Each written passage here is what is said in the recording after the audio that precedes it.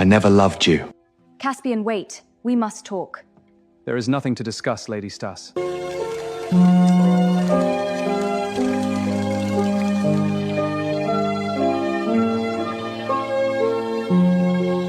She was still folding the last of her gowns when the long case clock in the corridor struck midnight, and not a single soul in Thorn Manor dared knock on her chamber door.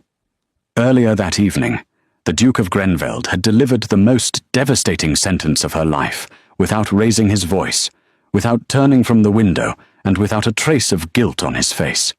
He told her plainly that he had never loved her, that the marriage had been nothing more than an arrangement stitched together by two desperate families, and that she ought to stop expecting warmth from a man who had none to offer.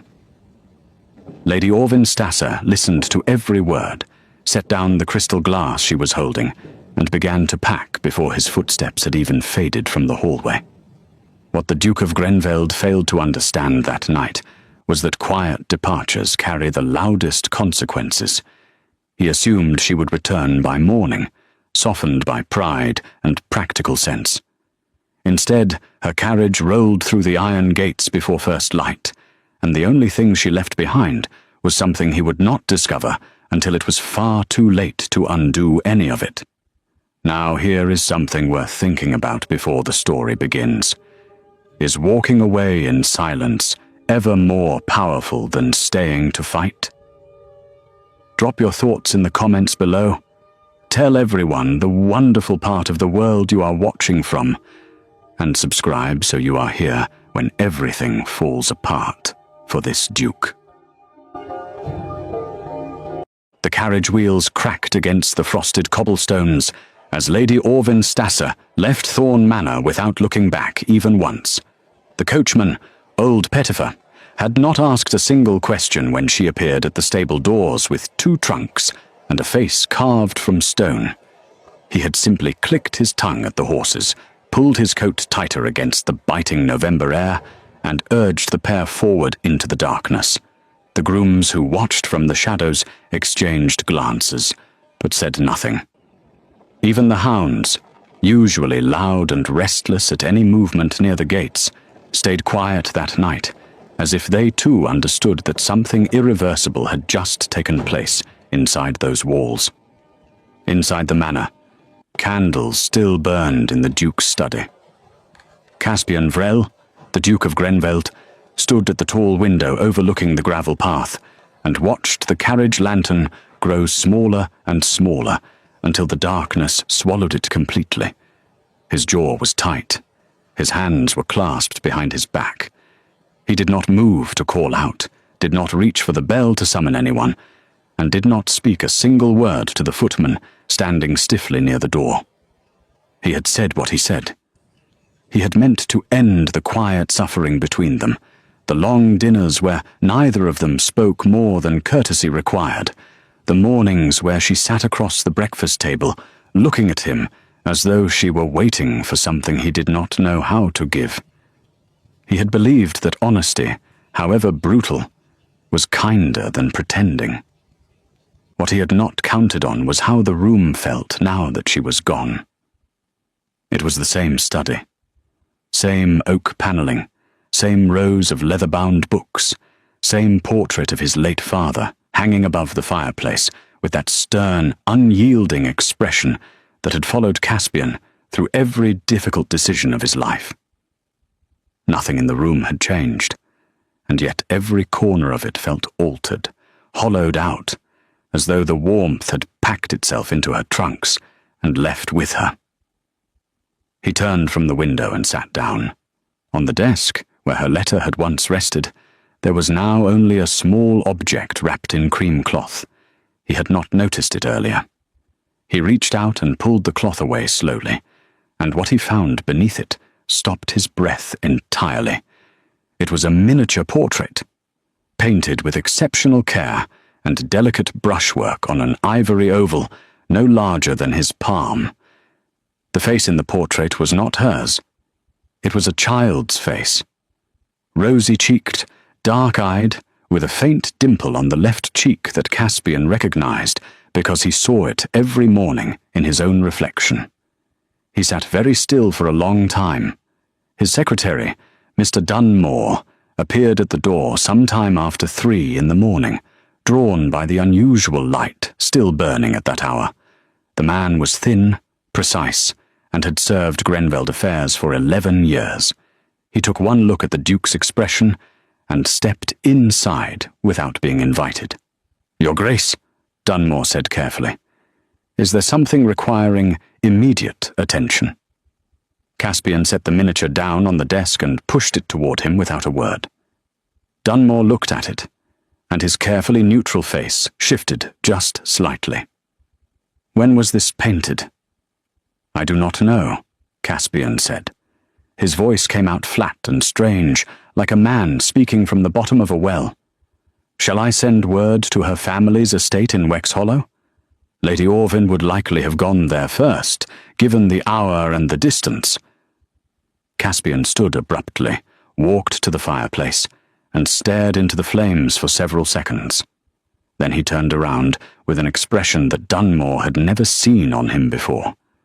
It was not grief, exactly. It was something worse. It was the look of a man who had just understood, too late, the full weight of what he had thrown away. "Send no word tonight," he said. "But find out everything." Dunmore bowed and left quickly. The Duke stood alone in his study until the fire burned down to embers, holding the miniature in one hand, saying nothing, doing nothing, simply standing there with the particular stillness of a man whose certainty had just collapsed beneath him. The next morning, Thorn Manor woke to the news that its mistress was gone. The housekeeper, Mrs. Belford, moved through the corridors with pressed lips and sharp eyes, answering the maid's whispered questions with short instructions and no explanations. The kitchen staff spoke in low voices near the hearth. The younger footman tried to read the Duke's mood at breakfast, and found nothing readable in his face at all, which frightened them more than anger would have. In the village of Grenveld Hollow, 2 miles from the manor gates, the gossip arrived before noon. Lady Drusilla Croft, whose husband owned the largest portion of farmland bordering the Grenveld estate, received the news from her lady's maid and immediately sent word to her closest friend, Countess Pethra Osman, whose estate sat at the edge of the county. By afternoon, Countess Pethra had written to her brother, Lord Sefton Osman, who happened to be spending the season in the city, and was therefore perfectly positioned to carry the gossip in every drawing room from here to the capital. What none of them knew, not Drusilla, not Pethra, not Sefton with his easy smile and loose tongue, was that the truth behind Lady Orvin's departure was far more complicated than a simple quarrel between a cold husband and a wounded wife. The real story had been building for much longer, in silences and half-truths, in letters that were sent and letters that were never meant to arrive, in choices made by people older and more calculating than either Caspian or Orvin had ever been permitted to understand. Meanwhile, the carriage carrying Lady Orvin Stasser rolled steadily eastward through the pale grey morning. Inside, she sat upright with her hands folded in her lap and her eyes fixed on the passing hedgerows.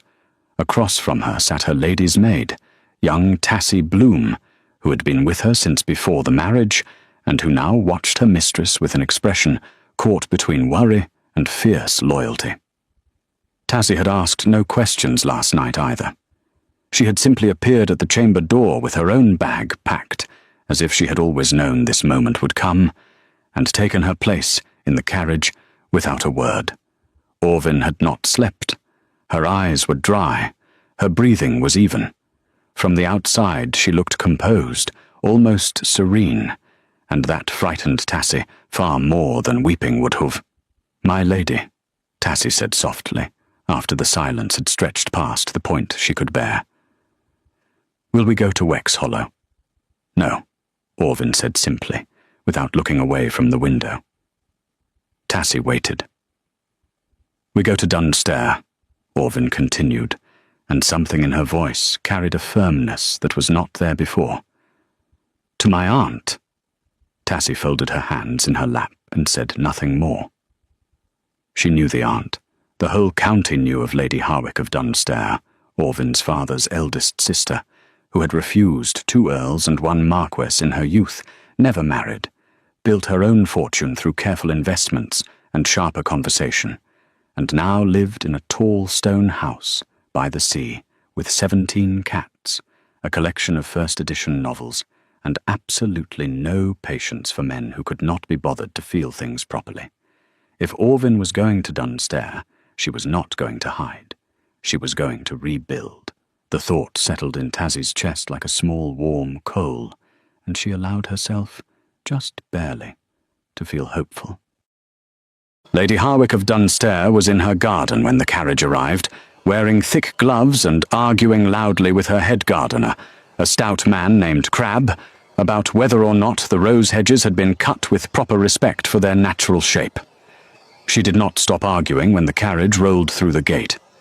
She did not stop when she recognized the crest on the door. She finished her point to Crabbe, removed 1 glove with great deliberateness, and only then turned to face her niece, stepping down from the carriage with 2 trunks and a maid behind her. Lady Harwick studied Orvin's face for exactly 3 seconds. "Come inside," she said. "Crabbe, finish the hedges properly this time." Inside the tall stone house, which smelled of sea salt and old books and something faintly like lavender, Orvin sat at the kitchen table rather than the formal parlour, because her aunt had led her there directly, poured 2 cups of strong tea without asking, pushed one across the worn wooden surface, and said simply, "Tell me." So Orvin told her. Not all of it. Not the part about the miniature portrait she had left behind, not the part about the 3 months of silence before last night, not the part about the conversation she had overheard 6 weeks ago between Caspian and his cousin that had shattered the last small piece of hope she had been carrying so carefully. She told the part that could be spoken plainly, that the Duke of Grenveld had declared, without apology or softening, that he had never loved her, and that she had decided, at that moment, she would no longer remain in a house where she was a convenience dressed up as a wife. Lady Harwick listened without interrupting. When Orvin finished, her aunt turned the teacup slowly in her hands, looked out at the grey sea through the kitchen window, and spoke. "Your mother wept for 3 days when I told her to leave Wexhollow the first time," she said. "She said she had nowhere to go. I told her that was precisely the point. You have to go somewhere you have never been before to find out who you actually are." Orvin looked at her aunt carefully. "I am not weeping." "No," Lady Harwick agreed, with something close to admiration in her sharp grey eyes. "You are not. That is either very strong or very dangerous, and I haven't decided which yet." That evening, Orvin was given the east-facing room at the top of the house, the one with the wide window looking straight out to sea. Tassie unpacked the trunks with swift efficiency, while Orvin stood at the window and watched the tide move in the fading light. The sea was cold and grey and enormous, and standing there for the first time since midnight, something in her chest finally loosened. She was not safe. She was not settled. Her situation was precarious in ways she had not yet finished calculating, and there were truths still unspoken that would need to be faced before too long. But she was out. She was free of those long, silent dinners, and the particular cruelty of being looked through by someone who had promised to see her. Back at Thorn Manor, the Duke of Grenveld was not sleeping either. Dunmore had returned by mid-morning with information gathered with quiet efficiency from the household staff. The miniature portrait had been commissioned 8 months ago from a painter in the neighbouring town of Elstwick. The painter, a mild and careful man named Mr. Foswick, had described his subject with great warmth and said the lady who commissioned the piece had sat with him for 2 afternoons, providing guidance on the child's likeness from memory alone, as the child itself was not present. from memory alone. Caspian sat with this information in the library while rain swept in from the north and rattled the windows. His cousin, Lord Bram Stell, arrived uninvited at noon, let himself in the way he always did, dropped into the armchair across from the fire, and studied his cousin's face with the casual shrewdness that had made him both useful and occasionally infuriating over the years. "She's gone then," Bram said, not as a question. "You knew she would leave," Caspian said, and there was something in his tone that was not quite an accusation, but was close enough to make Bram sit up straighter. "I knew the situation was untenable," Bram answered carefully. "I did not know she would move so quickly." "What do you know about a child?" The silence that followed that question was long enough and heavy enough to tell Caspian everything he needed to know about how much his cousin had been keeping from him. Bram's expression cycled through 3 different things in rapid succession before settling into something that looked like resignation. "Sit down and let me explain," Bram said quietly. "I'm already sitting," Caspian replied, with a stillness in his voice that was far more frightening than volume would have been. Bram leaned forward with his elbows on his knees and his hands clasped, and he began. The story he told was not a short one. It began 2 years before Caspian and Orvin had ever been formally introduced, at a gathering at the Osman estate, where Orvin had arrived as a companion to Countess Pethra, and had been quietly steered into conversations with the right people at the arrangement of 2 sets of family solicitors who had interests tied together in ways that neither Caspian nor Orvin had been told about fully. There had been a child, not born of their union.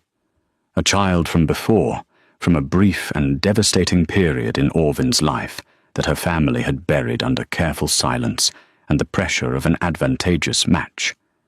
The child lived with a nurse in a cottage outside the village of Elstwick, cared for with funds that Orvin had been quietly diverting from her household allowance for nearly a year. Caspian listened to all of it without moving. When Bram finished, the fire had burned lower and the rain against the windows had become a steady roar. The Duke stood and walked to the window, the same window he had stood at the night before when he watched her carriage disappear, and pressed one hand flat against the cold glass. "She was protecting the child," he said, not to Bram, more to himself. "From your family's solicitors, yes," Bram confirmed. She had reason to believe, and not without evidence, that if the child's existence became formally known to the Grenveld estate legal structure, there would be consequences for the boy. He would be used, leveraged. She kept him hidden to keep him safe. Caspian turned around slowly. His face was a composition of things Bram had never seen arranged together in quite that way on any person's face before. There was anger there, sharp and genuine. There was also something much quieter and much harder to look at directly. "And you knew," Caspian said. "I suspected," Bram said. "I did not know fully until 3 weeks ago, when I heard something I should have brought to you immediately, and didn't because I was trying to verify it first, and I ran out of time." "That conversation," Caspian said very slowly, "the one in this library 3 weeks ago." "She was in the corridor." Bram closed his eyes briefly. "Yes. She heard us. She must have heard enough." The understanding settled over Caspian like something cold and final. Orvin had not left simply because of what he said last night. She had been preparing to leave for weeks. His words last night had not broken her, because she had already been quietly breaking for far longer than he had realized, and she had used that breaking to build something else, something purposeful and private. And then she had walked out of his door, carrying it with her, before he could take it from her too. He had handed her the final reason she needed, and he had delivered it as though it cost him nothing. The miniature sat on his desk in the study down the corridor. The child with the dimple on the left cheek looked up at the ceiling with dark eyes that Caspian could not stop seeing every time he closed his own. "I need the name of the nurse in Elstwick," he said to Bram, and his voice had changed entirely, stripped of all its careful distance, carrying something raw underneath it that Bram had not heard from his cousin since the night their father had died. Bram stood, nodded, and left to find it. Caspian stayed at the window, alone in the room, with the rain driving hard against the glass and the grey afternoon pressing in from every direction, and for the first time in longer than he could honestly remember, he did not know what his next move ought to be. He only knew that whatever it was, it needed to be different from everything he had done before, and it needed to happen before the distance between them became the kind that could not be crossed. That evening, in the east-facing room at the top of Lady Harwick's stone house by the sea, Orvin sat at the desk near the wide window, with a single candle burning beside her, and a sheet of paper in front of her that she had not yet written on. The sea moved below in the darkness, slow and rhythmic and patient. Tassie had gone to bed an hour ago. The cats of the household had arranged themselves at various points around the room with the quiet authority of creatures who believed all space belonged to them by right. Orvin picked up the pen, held it over the paper, and thought for a long time.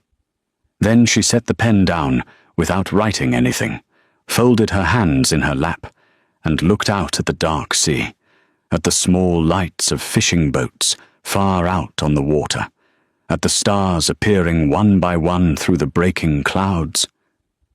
She was not going to write to him.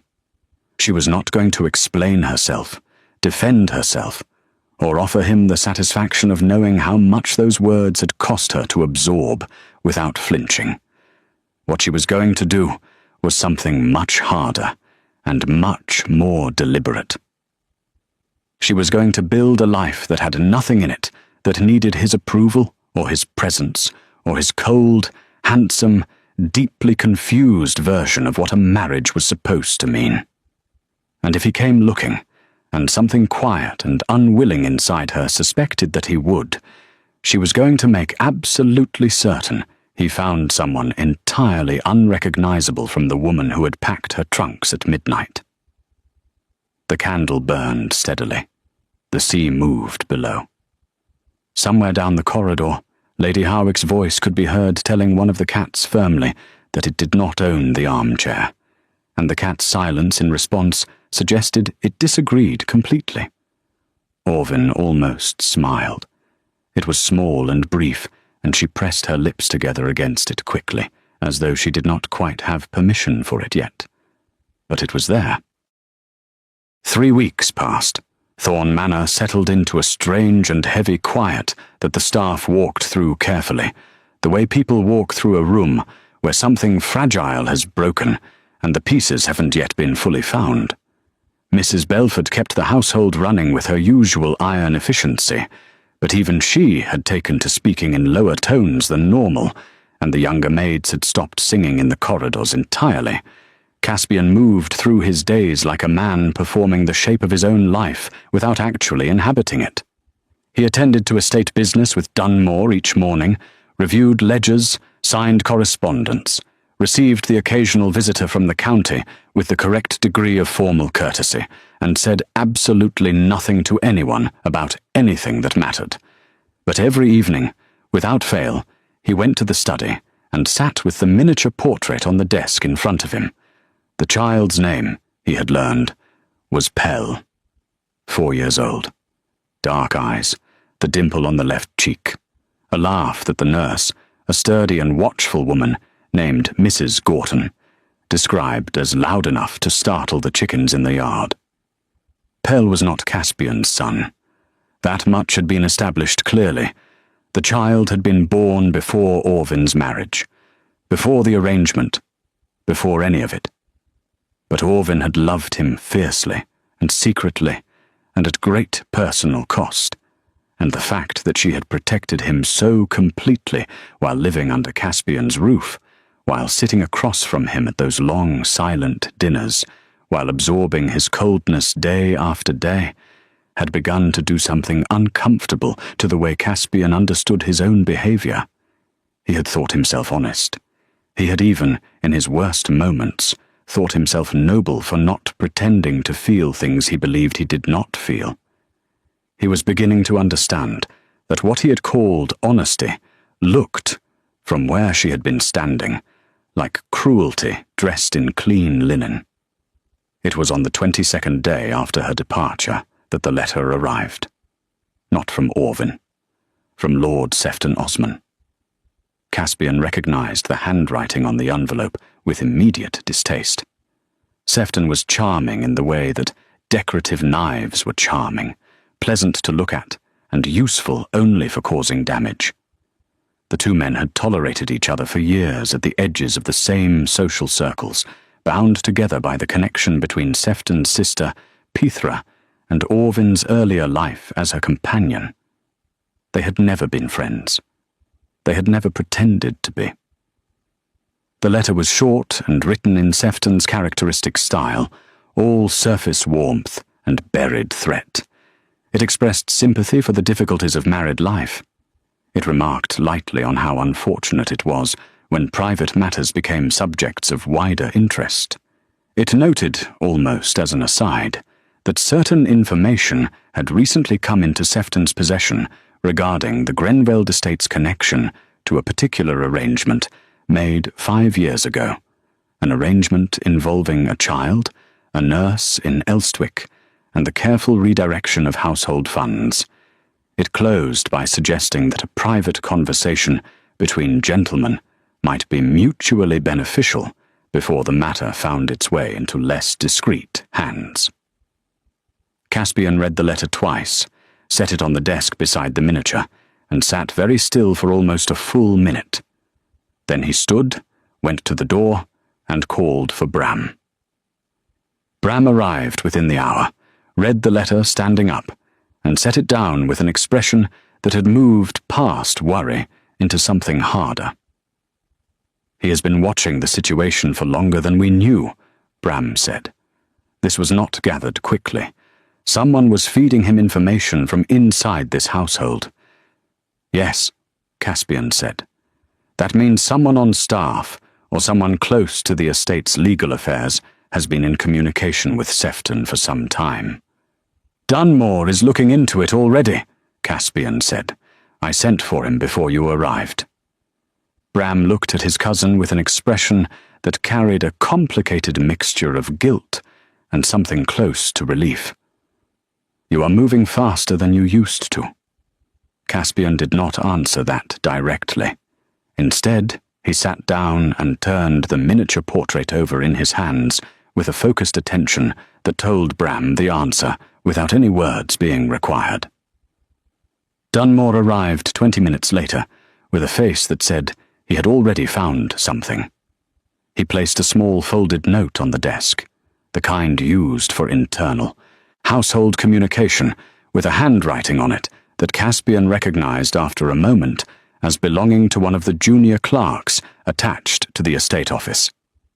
A young man named Mr. Uttle, who had been with the estate for only 14 months, and who had come highly recommended by the office of the county solicitor, a firm that Caspian now recalled had a professional association with the Osman family going back several years. "He is still on the premises," Dunmore said quietly. "Dismiss him today," Caspian said, quietly without explanation. "Give him his quarter's wages and have Pettifer drive him to the coaching inn himself, so that his departure is witnessed and swift." Dunmore nodded and moved to go. "And Dunmore," Caspian added, with a new edge in his voice that made both men in the room pay careful attention. "Draft a response to Lord Sefton Osman.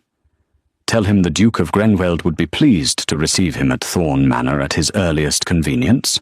Warmly worded, very warmly worded." Bram looked up sharply. "You are inviting him here?" "I am letting him believe he has won something," Caspian said, "so that when I take it back from him, he will have no ground left to stand on." There was a pause in the room. Outside, the first frost of the season had begun to settle across the gardens, whitening the grass and stiffening the hedgerows, and the late afternoon light came through the tall windows at a low, cold angle that made everything in the study look sharper than usual. "You have changed," Bram said, not unkindly. Caspian picked up the miniature again and looked at the child's face. "I have started paying attention," he said, "which I should have done considerably earlier." At Dunstair, things were moving at a different pace entirely. Lady Harwick had wasted no time in introducing Orvin to what she called the practical architecture of an independent life. This meant mornings spent with her aunt's man of business, a composed and thorough gentleman named Mr. Aldgate, reviewing the settlement funds that had been written into Orvin's marriage contract, and which were entirely her own by legal right, regardless of how the marriage stood. It meant afternoons spent walking along the cliff path above the sea, while Lady Harwick spoke plainly and without sentiment about money, property, and the particular kind of freedom that came from understanding exactly what you owned and what you owed. Orvin absorbed all of it with the focused attention of someone who had realized, perhaps too late, but not too late to act on it, that she had spent 2 years of her life waiting to be seen by someone who was not looking, when she could have been building something that belonged entirely to herself. Tassie noticed the change in her mistress and approved of it deeply, though she expressed this approval only through the extra care she took with Orvin's correspondence and the quiet efficiency with which she began organizing the east-facing room into something that looked less like a temporary refuge and more like a working space. But there was one conversation Orvin still had not had with her aunt, the conversation about Pell. She had written to Mrs. Gorton twice since arriving at Dunster, short, careful letters inquiring after the boy's health and spirits, and had received in return 2 replies that were warm and reassuring, but which carried between their lines a faint note of anxiety that Orvin could not ignore. Mrs. Gorton had mentioned, in her second letter, that a gentleman had come to the cottage asking questions. She did not know his name. He had been well-dressed and polite, and had claimed to be conducting a survey of local properties on behalf of a county land office. He had not asked directly about the child, but he had stayed near the gate for a long time after she closed the door, and she had watched him from the window until he walked away. Orvin read this letter 3 times. Then she went downstairs to find her aunt. Lady Harwick was in the library, engaged in a debate with herself about the proper shelving of a collection of botanical illustrations. She looked up when Orvin entered, read her niece's expression with the speed of long practice, and set the illustrations down immediately. "Sit," she said. Orvin sat and told her everything, all of it this time, including Pell, including the funds, including the overheard conversation in the Grenveld library 3 weeks before she left, the conversation between Caspian and Bram, in which Bram had mentioned, in a tone that chilled her even now in memory, that the estate solicitors had begun asking questions about irregularities in the household accounts, questions that pointed in the direction of Elstwick. Lady Harwick listened with absolute stillness until Orvin finished. Then she stood, walked to her writing desk, and picked up her pen. "I am writing to Mr. Aldgate tonight," she said, with a brisk calm that Orvin found enormously steadying. "And I am also writing to a man in the capital named Silas Pren. He is a solicitor of the private variety, and he does not work for any family whose name you would recognize because he is very careful about that. He will know what to do about the cottage, about Mrs. Gorton, and about whoever that gentleman was standing at the gate." She paused and looked at her niece over the top of her spectacles. "And tomorrow morning, you will write to Mrs. Gorton and tell her to take the boy somewhere different. Somewhere only you and I know." Orvin felt the full weight of everything pressing down on her for just a moment, heavy and enormous. Then she straightened in the chair and nodded. "Yes." "Good," Lady Harwick said, and turned back to her letter. The cats will need feeding at 6. Crab will forget if we do not remind him. It was the most ordinary thing that had been said in that room all evening, and somehow it was exactly what Orvin needed to hear. Lord Sefton Osman arrived at Thorn Manor on a Thursday in a hired carriage that was slightly too fine for the distance and slightly too slow for the season, which told Caspian immediately that the man had taken the journey at leisure and considered himself in a position of comfort. He was shown into the drawing room, offered refreshment, and kept waiting for precisely 20 minutes before Caspian appeared, which was intentional and calculated to a degree that Bram, watching from the corridor, found quietly impressive. Sefton was a handsome man, polished and presentable.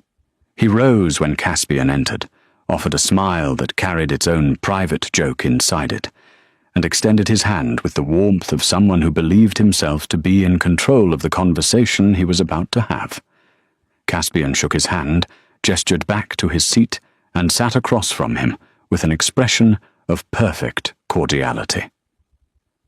"I am glad you accepted my invitation," Caspian said pleasantly.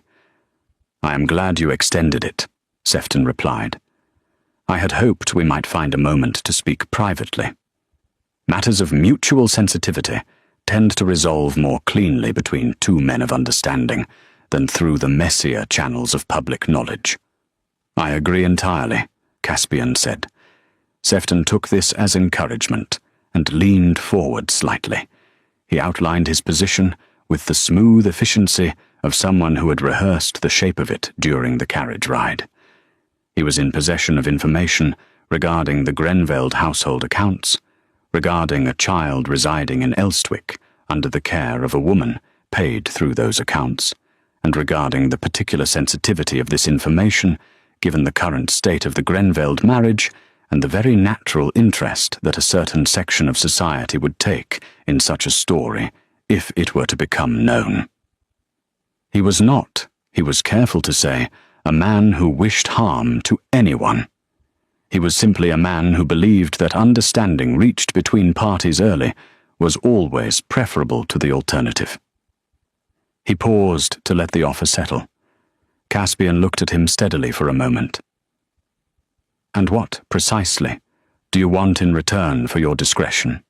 Caspian asked, with the tone of a man asking about the weather. Sefton's smile shifted just slightly. He mentioned a sum. It was large but not extravagant, which meant it had been chosen with care, placed at a level that would be painful enough to feel, but not so extreme as to seem irrational. He also mentioned a secondary matter, something about a parcel of farmland on the eastern edge of the Grenveld estate that bordered his family's holdings, land that Sefton's father had contested years ago without success, and which Sefton apparently had not forgotten about. Caspian nodded slowly, as though considering this. Then he stood, walked to the writing desk in the corner of the room, and opened the top drawer. He removed a single document and carried it back to where Sefton was sitting. He placed it on the table between them and sat back down. Sefton looked at it. His face changed. It was a letter, written in Sefton's own handwriting, dated 14 months ago, addressed to Mr. Attle at the Grenveld estate office. It outlined, with remarkable specificity, the kind of information Sefton wished to have gathered from the estate's internal correspondence, and the compensation he was prepared to offer for it. Dunmore had found it among the items removed from Mr. Attle's desk during his dismissal 2 days prior. Sefton sat very still. "What you have described to me this afternoon," Caspian said quietly, "is a scheme that began not in response to my wife's departure, but more than a year before it. You have been building this position carefully, Sefton, and I find that I am not impressed by the construction." He paused. "I am going to explain to you what happens next. You are going to return to whatever drawing room you currently call your headquarters, and you are going to say nothing about my household, my wife, or any child in any cottage anywhere.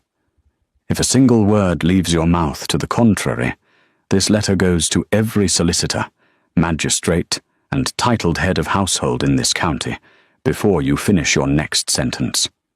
You will not recover from that. We both understand this. Sefton's polished composure had developed visible cracks. He picked up the letter, set it down, picked it up again, and then placed it carefully on the table, as though he did not want to be seen, holding it. "That is not the conversation I came here to have," he said, but his voice had lost its earlier music. "No," Caspian agreed, "but it is the one you are leaving with." Sefton left within the hour.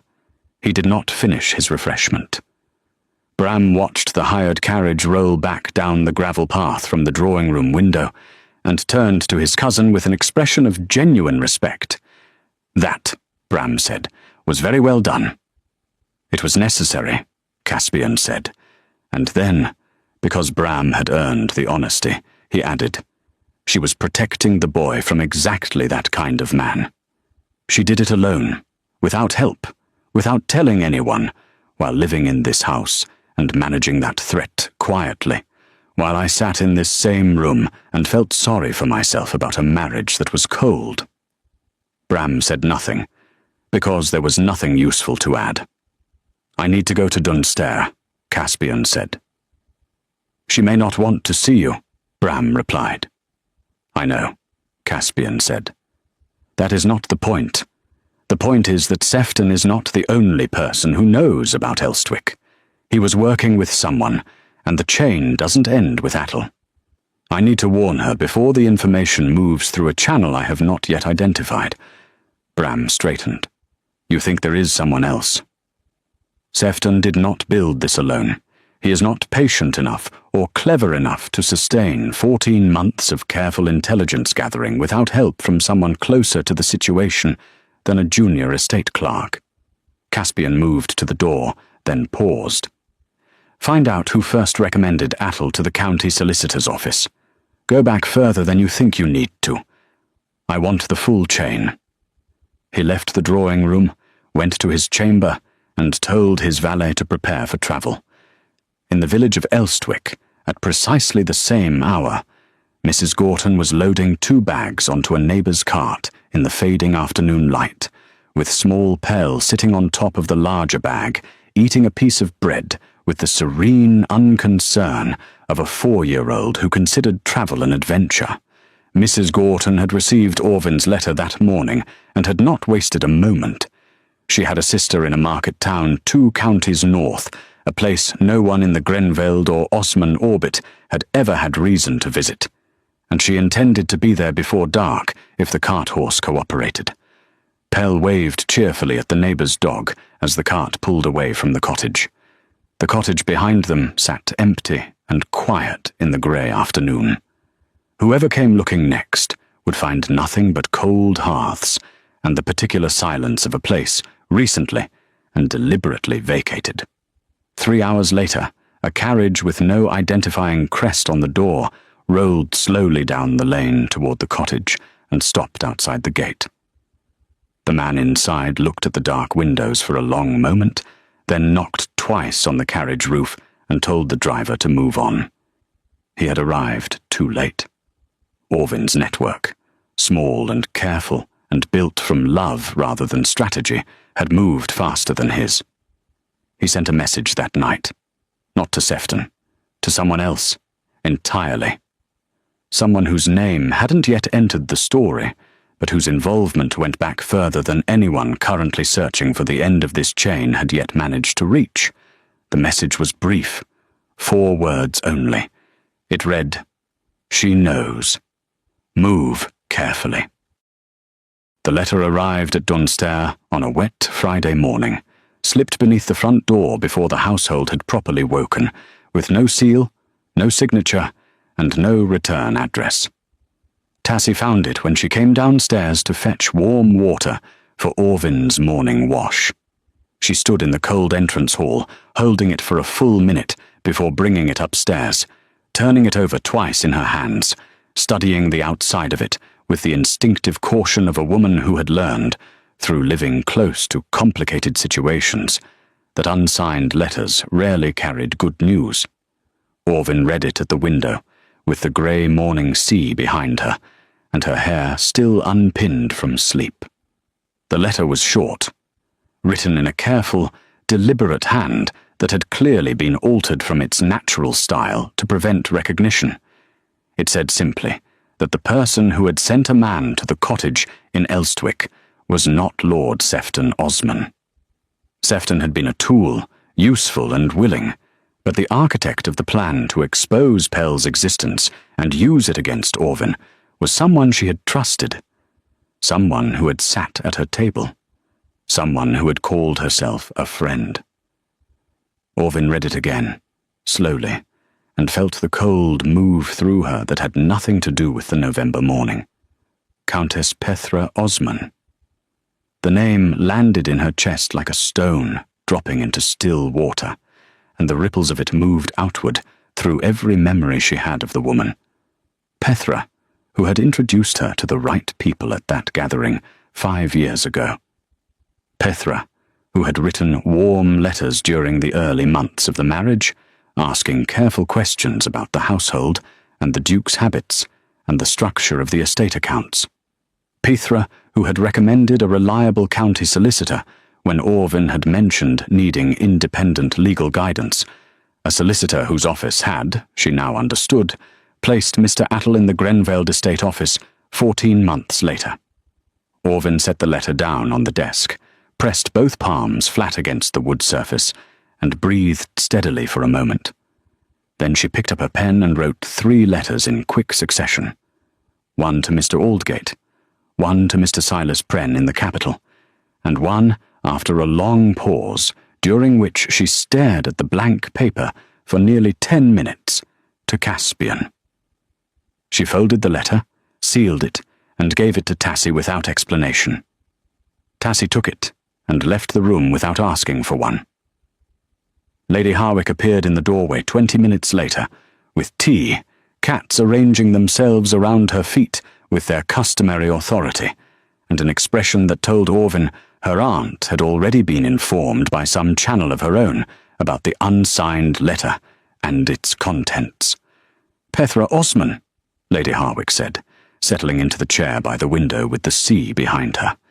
"Yes," Orvin said. "I met her mother once," Lady Harwick said, pouring tea with steady hands. A woman of extraordinary surface charm and absolutely no interior warmth whatsoever. The daughter is evidently consistent. She handed Orvin a cup. "What did you tell him?" "Enough," Orvin said. "Good," Lady Harwick replied. "Now drink your tea, and let me tell you something I have been holding back for 3 days. Because I was waiting to see how much you could manage on your own before I interfered." Orvin looked at her aunt carefully. Lady Harwick set down her cup. "Pethra Osman's interest in your marriage was not only about leverage or money or the farmland her brother wanted. 5 years ago, before your marriage was arranged, Pethra made a private application through her family solicitors to the Grenveld estate trustees regarding a possible match between the Duke of Grenveld and a candidate of her own selection." She paused. The candidate was herself. The silence in the room stretched long and still. "It was refused," Lady Harwick continued, quietly and without explanation, by the estate trustees acting on the late Duke's standing instructions. Caspian himself was never told about the application. He does not know to this day that Pethra wanted that title, that house, and that position, and that when the arrangement with your family was confirmed instead, she began building a very patient and very personal response. Orvin set her teacup down with great precision. Everything she did, all of it, was revenge, Lady Harwick said simply.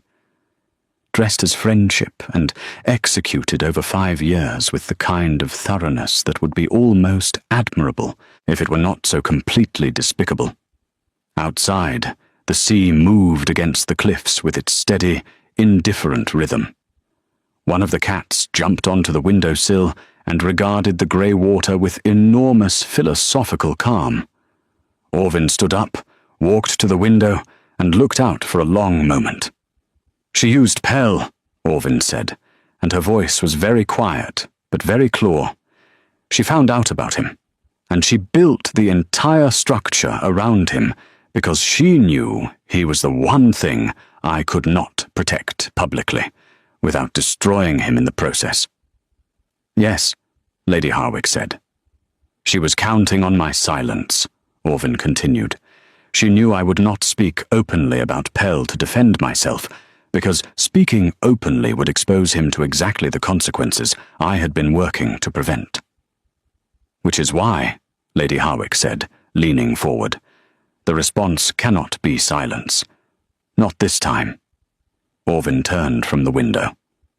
Something in her face had settled into a new configuration, calm and decided, and carrying a quality of absolute resolution that Lady Harwick had not seen there before, not even on the night she arrived. It was the expression of a woman who had finished grieving the situation and begun dismantling it. No, Orvin agreed, not this time. At Thorn Manor, Caspian received Orvin's letter on Saturday morning and read it standing in the entrance hall, still wearing his riding coat, having arrived back from a visit to the county solicitor's office where Bram had spent the previous 2 days carefully following the chain of professional recommendations backward through the years. They had reached Pethra's name the night before. He had not slept. He read Orvin's letter twice, folded it carefully, placed it inside his coat against his chest with a deliberateness that Dunmore, standing nearby, noted and said nothing about. And then he did something that surprised everyone in the household. He went to the portrait gallery. It was a long room on the upper floor that he had not entered voluntarily in over a year, lined on both sides with Grenveld family portraits going back 4 generations.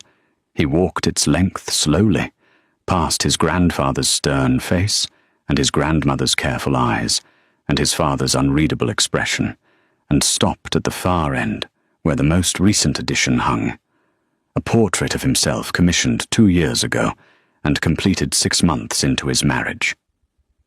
He stood in front of it and looked at it for a long time. The man in the portrait looked back at him with perfect confidence and complete self-possession, and absolutely nothing behind the eyes that suggested he was aware of anyone else in the room with him. Caspian turned away from it and walked back downstairs.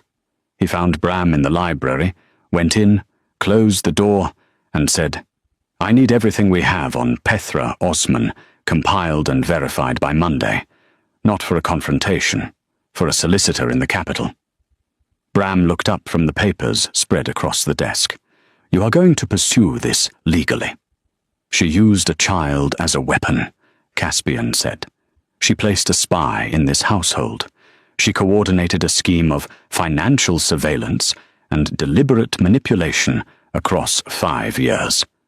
Yes, I am going to pursue it legally, and I am going to pursue it completely." Bram nodded and turned back to the papers. Then he stopped. "There is one more thing you should know before Monday." Caspian waited. "The late Duke," Bram said carefully, "your father, the refusal of Pethra Osman's application to the estate trustees. It was not only based on his standing instructions about suitable matches." He paused. He knew about Pethra's character. He had been warned privately by a man named Pren, a solicitor. Caspian stared at him. "Silas Pren, the same man Lady Harwick of Dunster retained this week to act on your wife's behalf," Bram said quietly. The room went very still. "My father knew Pren," Caspian said slowly. "Your father trusted Pren," Bram replied, "and it appears your wife's aunt does too, which means that the woman you drove out of this house on a November night had, entirely without knowing it, already placed her trust in the same network your father used to protect this family." Caspian sat down heavily in the nearest chair. The fire crackled. The clock on the mantel ticked. Outside, the first snow of the season had begun to fall, very lightly, in small, quiet flakes that settled on the gravel path and the frosted gardens and the iron gates where her, Carriage had passed through 5 weeks ago in the dark. Orvin did not expect him to come in person. She had sent the letter as information, not as an invitation, and she had spent the days following its dispatch, deliberately filling her hours with the work her aunt had set before her, the meetings with Mr. Aldgate, the long cliff walks, the slow and careful construction of something that was beginning to look like a future she had chosen for herself, rather than one that had been handed to her by 2 sets of family solicitors with overlapping interests. She was in the library on Tuesday afternoon, reading a land survey document that Mr. Aldgate had left for her review, when Crabbe knocked on the door and announced, with the particular expression of a man delivering news he was not sure how to classify, that a carriage had arrived at the gate. No crest on the door. Orvin set the land survey down very carefully. Lady Harwick appeared behind Crabbe in the doorway, with a cat under one arm, and an expression of complete composure. "Shall I receive him first?" she asked. "No," Orvin said, and stood. She did not change her dress. She did not call for Tassie to arrange her hair. She walked to the front room exactly as she was, with the land survey document still in her hand because she had forgotten to put it down, and she stood near the window with the sea behind her and waited. Caspian came through the door, looking like a man who had driven through the night and was aware of it, and did not care. His coat was travel-worn, his face was drawn, and he had clearly not rehearsed what he intended to say, because he stopped just inside the doorway and looked at her across the room with an expression that contained more visible feeling than she had ever seen on his face in 2 years of marriage. Neither of them spoke for a moment. Outside, the sea moved against the cliffs. The snow that had begun at Thorn Manor 2 days ago had followed him here, and now fell lightly past the windows, small and quiet, and settling on everything without sound. "I know about Peethra," he said. "I know you do," she replied. "I told you." "I know about Pren," he continued. "And I know what my father knew. And I know about the application she made to the estate trustees before our marriage was arranged." He paused. "I know that she used Pell to get to you, because she knew you would not speak openly to defend yourself without risking him.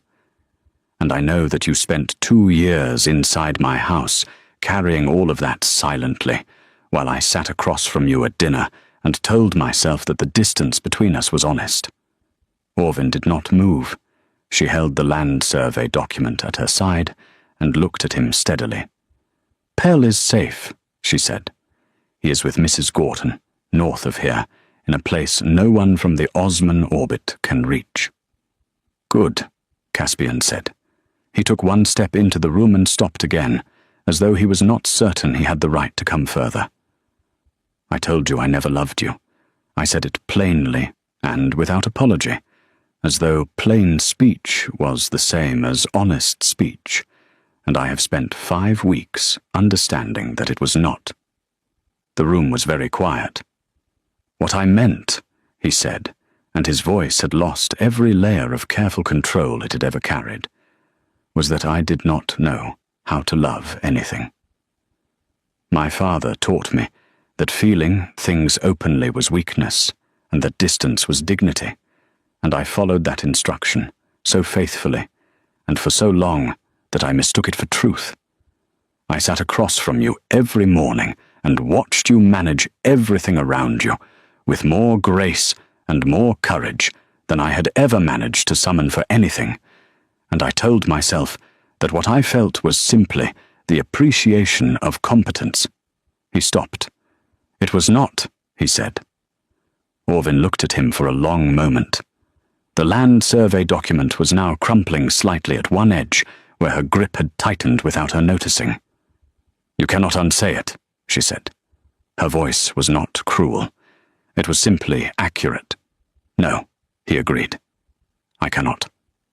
And I cannot pretend it did not shape the entire way I understood my place in that house," she continued.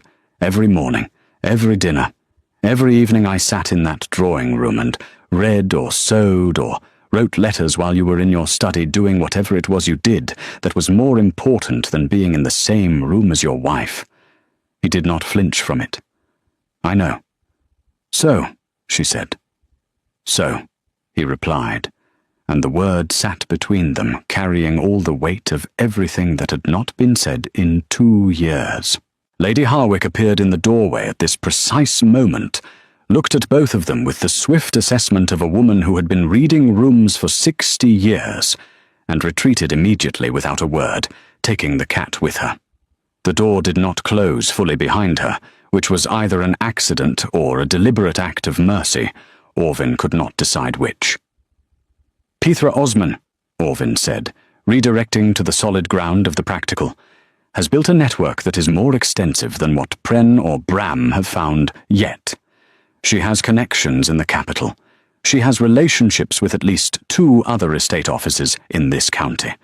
Whatever you are preparing legally needs to account for that scope, or she will simply move the remaining pieces to a different board. Caspian looked at her with something in his eyes that was new and unguarded, and that she was not quite ready to examine directly. I know, he said. Pren is already working on it. He came to Thorn Manor on Sunday. Orvin stared at him. Pren came to Thorn Manor. He said he had been waiting for an occasion to speak to me directly for some time, Caspian said, with a wry quality in his voice that she had never heard from him before. He also said, and I am reporting this accurately, that my father would have had a great deal to say about the way I have conducted the last 2 years. Very little of it complimentary. Despite everything, something moved across Orvin's face that was not quite a smile, but was in the same neighborhood as one. Pren is not gentle, she said. No, Caspian agreed. He is not. The snow outside had thickened slightly, falling past the windows in slow, deliberate flakes. The library was warm. The fire that Crabbe had built that morning was still holding well, and the smell of old books and sea salt that Orvin had come to associate with the particular safety of this house settled around them both.